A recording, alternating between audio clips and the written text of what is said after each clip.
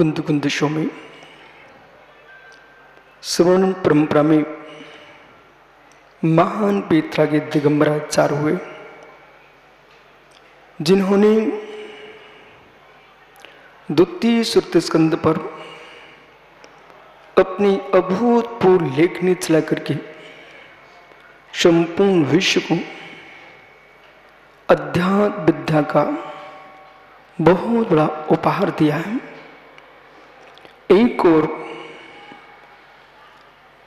भगवान पुष्पदंत भूतले स्वामी, जिन्होंने षटखंडागम जैसे महान ग्रंथ की रचना की, प्रथम श्रुत स्कंद पर अपने लेखनी चलाए। संस्कृति को जीवित रखने के लिए दो ही बिंदु हैं, एक साहित्य और दूसरी ओर पुरातत्व। जहां पर साहित्य पुरातत्व की रक्षा है, वहां संस्कृति की रक्षा है। आज देश की राजधानी में रह करके भी आपके अंतरंग में देव धर्म गुरु के प्रति जो आस्था है, इस बात का प्रतीक है पवन भैया कि भारत की भूमि पर 18,500 वर्ष तक ये जिन शासन को कोई समाप्त करने की क्षमता नहीं रखता।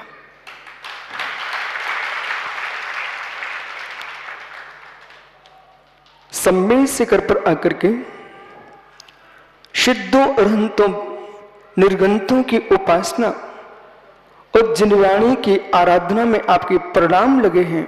सुनिश्चित मान के चलिए, भविष्य आपसे कह रहा है कि आप यह भगवान की भक्ति में तल्लीन रहो, भगवत्ता तुम्हारी इंतजारी कर रही है।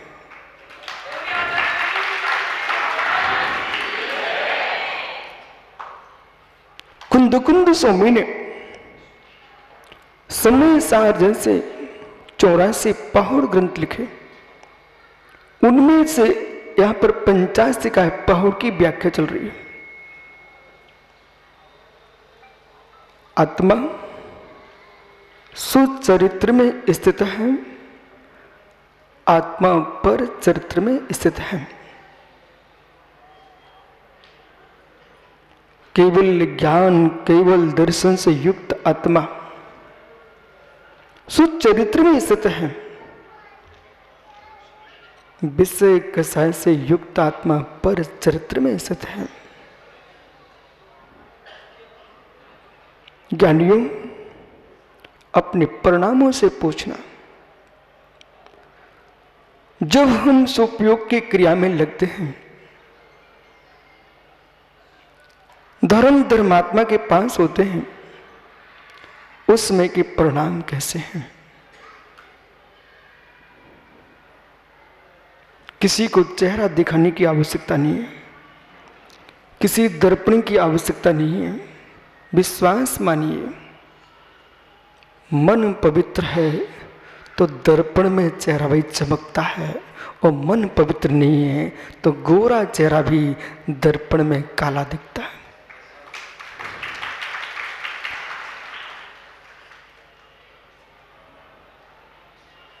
धार्मिक अनुष्ठान करने के साथ साथ भावात्मक दृष्टि पर जब तक दृष्टिपात नहीं जाएगा, तब तक आत्मा का आनंद असंभव है।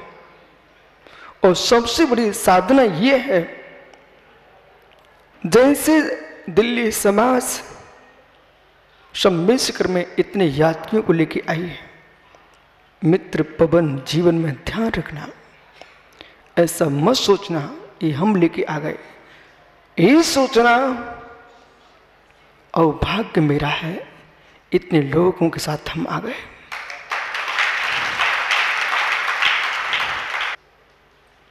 नाली में पड़े कीड़े को देख करके भी नाक मत सिकोड़ना, अपितु ये सोचना ये कीड़ा तो कार्य है। समझ में आ रहा मैं क्या बोल रहा हूं? नाली में पड़े कीड़े को देख करके नाक मत सिकोड़ना, और श्वान के मस्तिष्क में बिलबिलाते कीड़ों को देखकर भी नाक मत सिकोड़ना। पुलिस सामने से निकल रहा, स्वामी हाँ नाक मत सिकोड़ना। तो क्या करूं?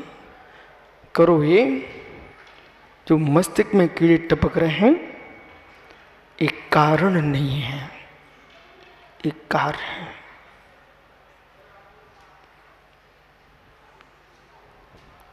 आप सब आए हो, अपने आप को भी देख करके प्रसन्न मत होना, देखना मत।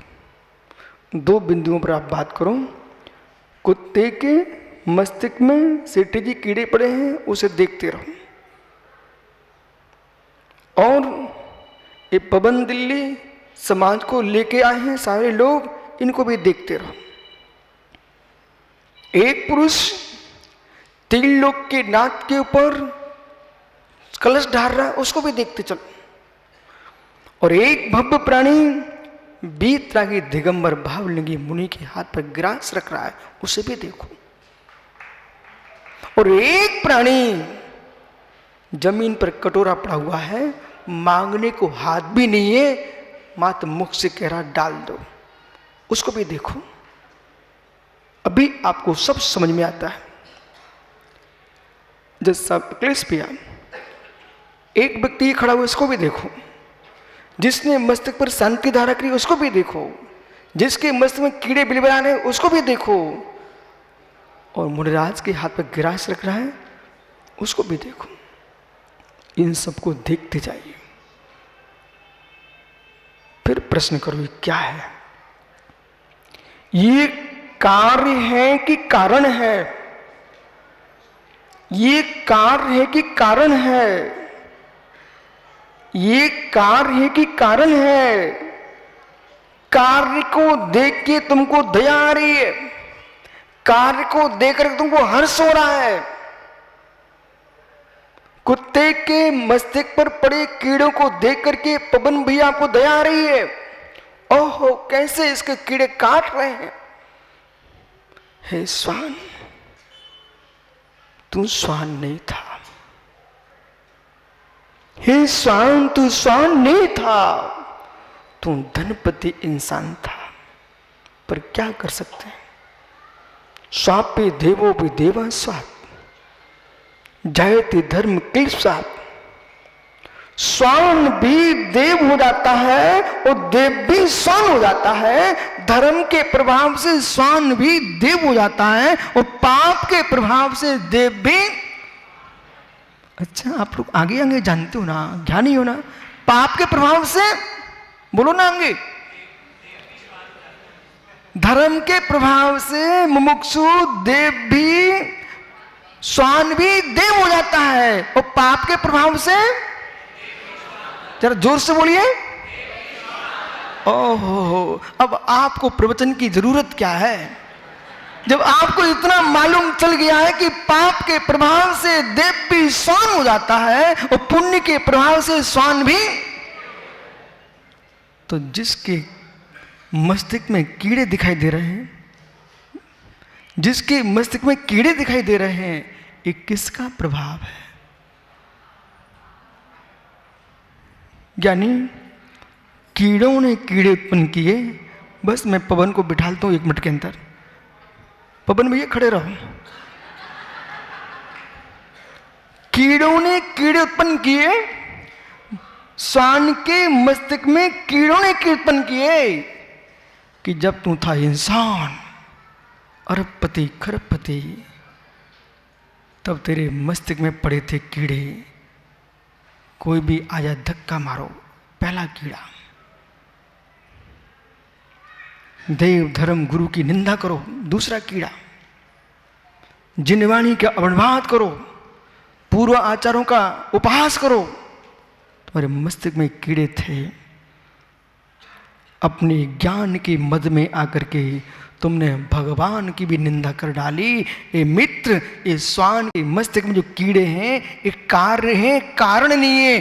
कारण तो वो है जो तुम निंदा गुरुओं की करके आए थे, धर्म धर्मात्मा की अवहेलना करके आए थे।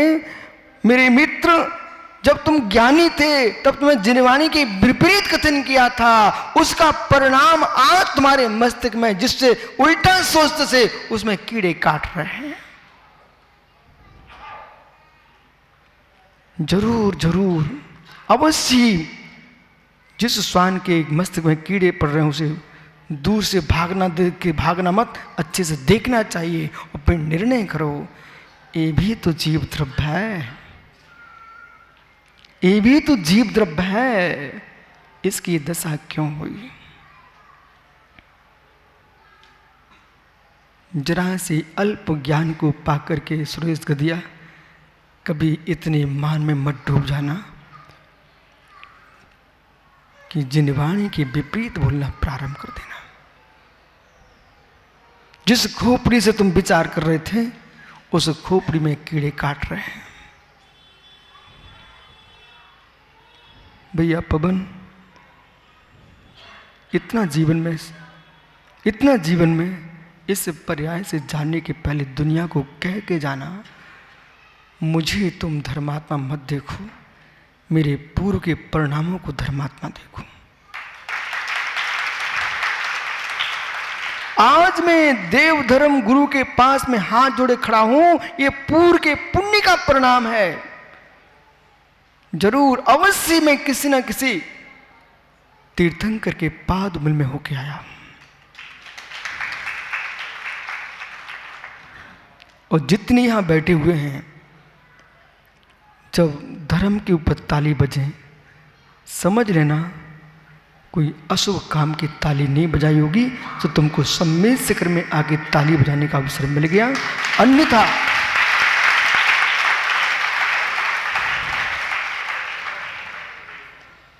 ऐसे जगह भी ताली बजती है जहां जीवों के गले पर छुरी लगाते हैं और लोग ताली बजाते हैं।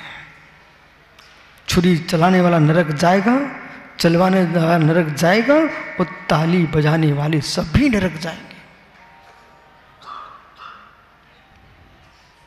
कृतिकारित अनुमोदना। एक जीव मुड़राज के हाथ पर गिरास रख रहा भैया, नन्हे से बच्चे मुस्कुरा करके उछल उछल के, सुबह आपने नहीं देखा, उछल उछल के मुस्कुरा रहे थे, धोती दुपट्टा पहन करके।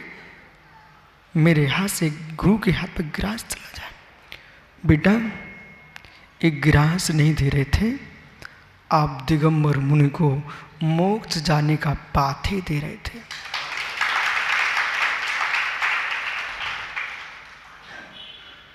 इसलिए जब भी कहीं पहुंचो, दुनिया कहे बड़ी सिटी में आए, कुछ खेल देखने चले जाएं, और पवन आप कहना बड़ी सिटी में आए हैं, तो जिससे बड़ी सिटी में आने को मिला है वो पुण्य कहाँ मिलता है? कोई दिगंबर मुनि मिल जाए तो मैं उनके हाथ पर गिरास रख लूं। आपकी महासभा की निर्मल सिटी, जब भी कहीं जैन मुनि मिल जाए, सारे काम छोड़ के सबसे पहले धोती दुपट्टा पहनना, उनको आहार देना।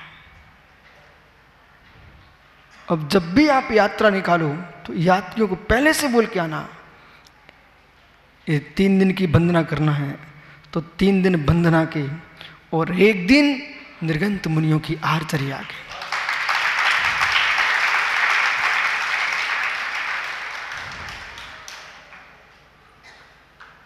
जब तक शुद्धोपयोग की साधना की योग्यता हासिल नहीं की, तब तक सुपयोग से बचना मत। जब तक सदुपयोग की योग्यता हासिल नहीं की, तब तक सुपयोग से बचना मत और असुपयोग में लगना मत। शुद्ध उपयोग की भावना भाते रहोगे, एक दिन निर्गंत मुनि बन के शुद्ध उपयोग में भी चले जाओगे। विराजो भैया, यहां पर कुंद देव क्या कह रहे हैं? आश्रव सामान्य की व्याख्या करते हैं तो हमें सभी आश्रव संसार दिखता है, इसमें कोई शंका नहीं। आश्रव सामान्य की व्याख्या करते हैं तो हमको सभी आश्रव संसार के कारण है। क्यों? अशुभ आश्रव करोगे तो पशु और नरक में जाओगे, शुभ आश्रव करोगे तो देव बनोगे। शुभ अशुभ के मध्यम पे आप आए हो तो मनुष्य बनोगे, और शुभ अशुभ दोनों आश्रम शून्य हो गया है तो ये जीव अत्यंत सिद्ध बनेगा। वो दिन कब आए? 3 लोग के पाद मूल में बैठ करके ये भावना अब आज से भावना बंद कर दो, हे प्रभु मैं सम्मेश घर में आया हूँ, मेरे घर में श्री बढ़ जाए। ये मत सोचना, ये सोचना हे प्रभु मैं सम्मेश घर में आया हूँ, मैं श्रीपति नहीं, मैं श्री जी कैसे बन पाऊँ? तुच्छ भावना क्यों भाना? तुच्छ भावना क्यों भाना? जो वस्तु सहज मिल सकती है उसे मांगने की क्या आवश्यकता? और सत्य यह है जिसका पुरुषार्थ प्रचंड है उसे तो कुछ भी नहीं मांगना पड़ता। जिसका पुरुषार्थ प्रचंड है उसे कुछ भी नहीं मांगना पड़ता। मांगते वे हैं जिनके वर्तमान के पुरुषार्थ की कमी है और भूत के पुण्य की कमी है। कुछ समझ में आया मैं क्या बोल रहा हूं? सुंदर युवा शरीर, हट्टा कट्टा शरीर, फिर भी थैला टांगे वो भीख मांग रहा है। क्यों? वर्तमान के पुरुषार्थ की कमी और भूत के पुण्य की कमी, सो बेचारा भिखारी बना घूम रहा है। और एक बेजीव है, मांगते भी नहीं है और किसी को देते भी नहीं है और फिर भी दोनों हाथों से लेते हैं। ये क्या है? मांगते भी नहीं है और किसी को अपना हाथ का गिलास देते भी नहीं है और दोनों हाथों से लेते। ये क्या है? ये क्या है? जो पाप को छोड़ ही चुके और पुण्य को भी जोड़ने का भाव नहीं है, उनके लिए पुण्य आकर के पुकार के हाथ पर देता है।